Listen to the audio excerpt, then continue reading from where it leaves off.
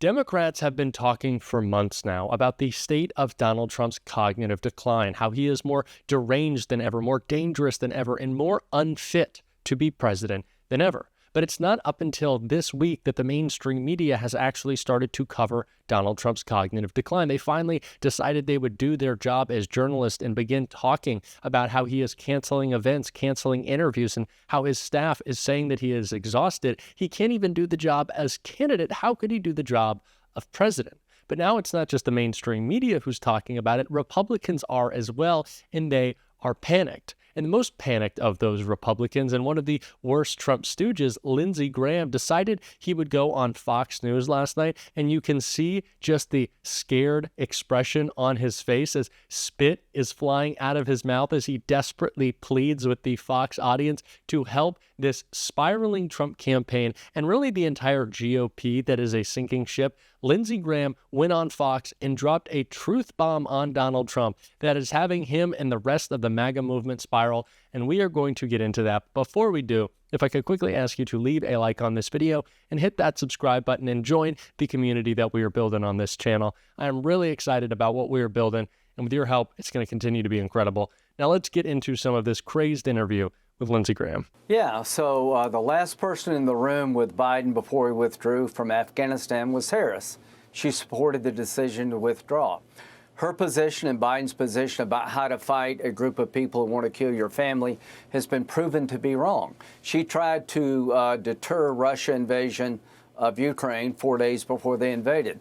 So in 18 days, she's going to be commander-in-chief or Trump's going to be commander-in-chief. If she's commander-in-chief, the Arab world will not unite with the West and recognize Israel because they don't trust her, and Iran's not afraid. So this is the most important decision we'll make on multiple fronts. I think Donald Trump would be the best commander-in-chief of anybody available on the planet based on his performance before. Now, before we get into the shocking bomb that Lindsey Graham dropped on Donald Trump, I wanted to start with him saying that in this clip because really, Lindsey, Donald Trump is the person who is most fit and most equipped to be commander-in-chief. Is it not the case that all of his national security advisors, so many of the military officials who worked under him, are talking about the threat he is, not to just us domestically, not to just our democracy, but to the world more broadly, how he is someone who cannot be trusted with the nuclear codes, how he would start wars, how he is erratic? And General Mark Milley, the head of Donald Trump's Joint Chiefs of Staff, is coming out and saying that exactly. In new reporting from Bob Woodward, we are hearing just how scared military officials are of a possible second Trump term. And it's not just this reporting now. Before we get into more of Lindsey Graham, I want to check out what General Mark Milley had to say about Trump just a little bit ago. To a country. We don't take an oath to a tribe. We don't take an oath to a religion. We don't take an oath to a king or a queen, or to a tyrant, or a dictator, and we don't take an oath to a wannabe dictator. We don't take an oath to an individual. It couldn't be more clear that Donald Trump is a dangerous threat to our democracy and to our globe. And that is why it is so impactful to hear national security advisors and former military members come out and talk about the threat that Donald Trump is to the world stage, because they are especially concerned that someone so erratic and someone so out of it, and someone who is clearly willing to sell us out to Putin, someone who has spoken to Putin at least 7 times since leaving the White House, could be back in the Oval Office. That absolutely terrifies them. And that is not the only institution that is scared of Donald Trump. We should also be scared about what Donald Trump would do with the Supreme Court if he was elected, which is what Lindsey Graham said in this clip right here. What about the Supreme Court? If he's president of the United States with a Republican Senate, we can have a generation of conservatives on the Supreme Court. This is a very big deal to shape the court for the next generation. It's a very big deal to get the commander-in-chief. So obviously Lindsey Graham thinks that's a positive call to action for his movement, a reminder that the Supreme Court is at stake in this election. But I know a majority of Americans are more than just dissatisfied with this incredibly conservative, incredibly biased, and incredibly corrupt Supreme Court. So thank you, Lindsey, for the reminder of what is at stake and that Kamala Harris could appoint 2 liberal justices in 4 or hopefully 8 years in the White House. So we appreciate that reminder. Now, earlier I said that Lindsey dropped a bit of a bomb on Donald Trump and the entire GOP. Like I said, he was incredibly panicked during this entire interview, but the pinnacle of that panic came right here. Wisconsin, Ohio, and Michigan. Our candidates are being outraised 3-1. So tonight, please go to lindseygraham.com. I haven't asked all cycle 1 penny, and anything you give will be divided between those 3 Rust Belt states. Michigan, Wisconsin, Ohio. We're leading in 2 of the 3. 53 senators is a much better deal for Trump than 51. We're getting creamed. We're getting outspent 4 and 5 and 6 and 8 and 10-1. The conservative world needs to step up and help these men and women who are running for the Senate to help President Trump. I'm going to give $600 tonight to lindseygraham.com. That money is going to be divided between 3 states, Michigan, Wisconsin, Ohio, where we're ahead in 2 of the 3. There's a lot of truth, funny enough, in what Lindsey Graham just said there, but there's also a tiny lie that Republicans are the ones who are up in these Senate polls. No, in Ohio, in Pennsylvania, in Michigan, and Wisconsin, we see Democrats up, but states like Montana and Texas and Florida are the ones that we need to continue to fight in and donate to. But Lindsey is right. Republicans are getting creamed in fundraising. Republicans are getting creamed in enthusiasm. Republicans are getting creamed in whose candidate is actually mentally fit.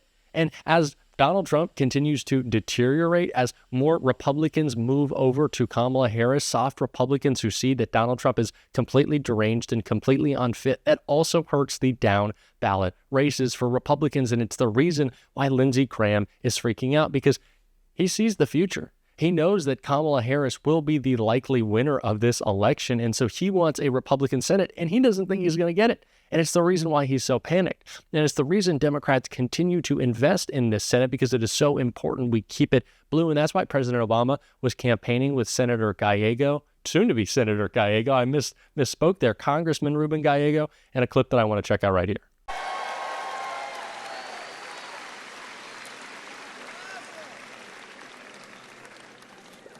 So the question is,